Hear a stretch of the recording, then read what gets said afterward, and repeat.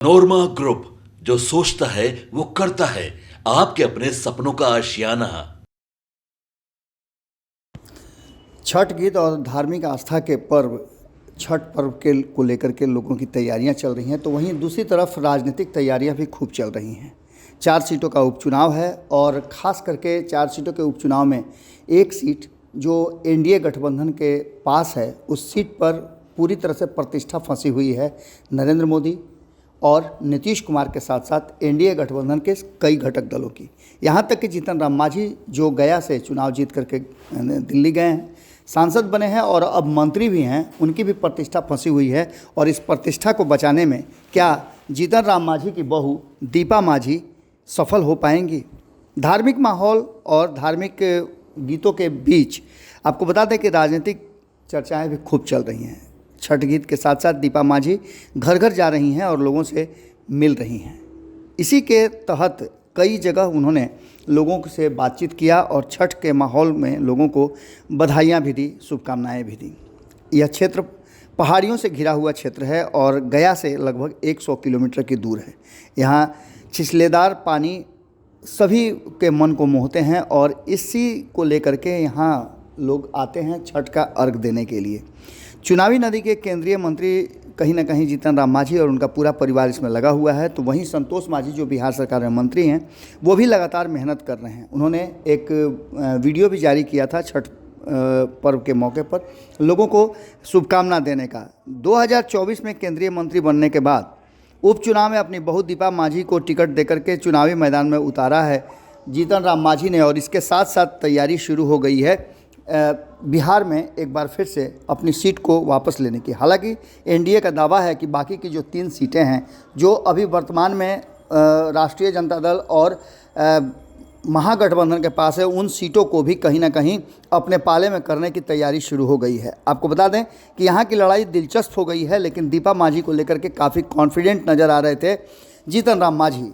यहाँ चुनावी मैदान में राजद की तरफ से रोशन मांझी हैं, यानी मांझी बनाम मांझी की सीधी लड़ाई है। तो इसमें जनसुराज ने जितेंद्र कुमार को चुनाव लड़ाया है जो पासवान समाज से आते हैं, और उन्होंने भी इस लड़ाई को काफ़ी दिलचस्प बना दिया है। यहाँ मांझी समाज का अच्छा खासा वोट है। राजद के रोशन मांझी का इमामगंज विधानसभा क्षेत्र जाना पहचाना क्षेत्र है, तो वहीं इसी क्षेत्र की रहने वाले हैं। वो पहले भी चुनाव का स्वाद चख चुके हैं। इस बार उनका दमखम राजद के क्षेत्रीय सांसद अभय कुशवाहा को दिया गया है। और चूँकि आपको पता है कि इमामगंज क्षेत्र जो है वो औरंगाबाद के में ही आता है, ऐसी स्थिति में आप समझ सकते हैं कि अभय कुशवाहा ने जिस तरह से इस चुनाव को प्रभावित किया है, औरंगाबाद में जो चित्तौड़गढ़ कहा जाता था उसे ध्वस्त किया है, तो इस बार भी वो पूरी तरह से मजबूती के साथ लगे हुए हैं।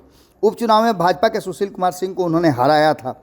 अब देखना दिलचस्प होगा कि जिस तरह से लगातार प्रधानमंत्री नरेंद्र मोदी हो या नीतीश कुमार हो दावे कर रहे हैं, उन दावों को कितना हद तक सफल कर पाती हैं दीपा मांझी। दीपा मांझी लगातार चुनावी मैदान में उतरी हुई हैं और वो ज़मीन पर खुद ही लोगों से बातचीत कर रही हैं। इमामगंज विधानसभा क्षेत्र अनुसूचित जाति के लिए असुरक्षित है और जातीय मतदाताओं के आंकड़ों में मांझी समाज का वोट सर्वोपरि है। दूसरे नंबर पर दांगी कोयरी आते हैं, जो तीसरा स्थान यादव समाज का है।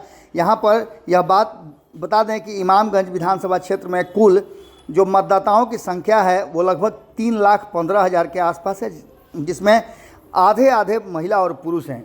अगर बात करें तो जातीय आधार पर यहाँ पर गोलबंदी करने की पूरी कोशिश हुई है और 2 बार से यहाँ जीतते आ रहे हैं जीतन राम मांझी। इससे पहले उदय नारायण चौधरी का ये गढ़ कहा जाता है। उदय नारायण चौधरी काफ़ी समय से यहाँ चुनाव जीतते रहे हैं, चाहे वो जदयू में रहे हों या फिर अन्य जगहों पे। अब देखना दिलचस्प होगा कि दीपा मांझी क्या नीतीश कुमार और नरेंद्र मोदी की प्रतिष्ठा बचाती हैं। जुड़े रहिए भारत लाइव के साथ, खबरों का सिलसिला लगातार जारी है। बहुत बहुत धन्यवाद।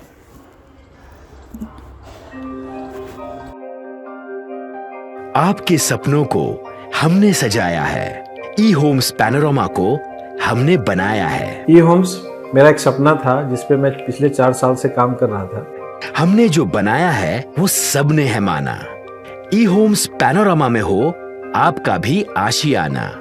और फाइनली हमने 2021 में इस प्रोजेक्ट को लॉन्च किया। बहुत लोग अप्रिशिएट कर रहे हैं कि पूर्णिया जैसे शहर में, बिहार के, एक तो बिहार की बात करें उसमें भी पूर्णिया जैसे छोटे जगह में इस तरह का लाइफस्टाइल देना, ये सुन के हम लोगों को बहुत अच्छा लगता है। ई होम्स में हमने कुछ और भी किया है, जैसे हम जिस जगह में रह रहे हैं हमारे फैमिली सिक्योर हो, उनको सिक्योरिटी का ध्यान में रखा है।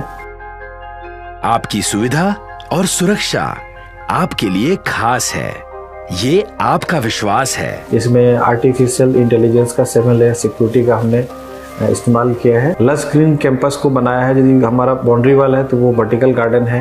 ये जितनी भी फैसिलिटी होता है एक इंटरनेशनल टाउनशिप में, ई होम्स है, ये हम लोग विश्वास नहीं कर पा रहे हैं। जो भी हमारे मित्र दोस्त या जो भी हमारे बाहर के बाहर आते हैं तो हम लोगों को बहुत अच्छा सुनने को मिलता है और बहुत अच्छा क्रेडिट मिल रहा है। वो सारा हमने सिर्फ एक बिल्डिंग नहीं बनाया, हमें एक बहुत अच्छा लाइफस्टाइल दिया ई होम्स में, और मेरा एक सपना था जिसको मैं आज फुलफिल होते हुए देख पा रहा हूँ। ये आपका आवास है।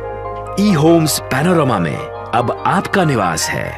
E homes Panorama, luxurious lifestyle redefined. Panorama group, जो सोचता है वो करता है। अगर ये वीडियो पसंद आई और वह बिहार के राजनीति और बिहारियत से सरोकार रखेनी तो सब्सक्राइब बटन दबा के चैनल के सब्सक्राइब कर ली। ओजे एगो घंटी बा, ओकरा बटन दबा देला से कुल सटीक और मारक खबर रुआ मुफ्त में मिल जाई। अगर रुआ पत्रकारिता के हमनी के नया प्रयोग में सहयोग कर चाहतानी तो ज्वाइन बटन दबा दी। पेटीएम नंबर नोट कर ली 9386 816 700। धन्यवाद।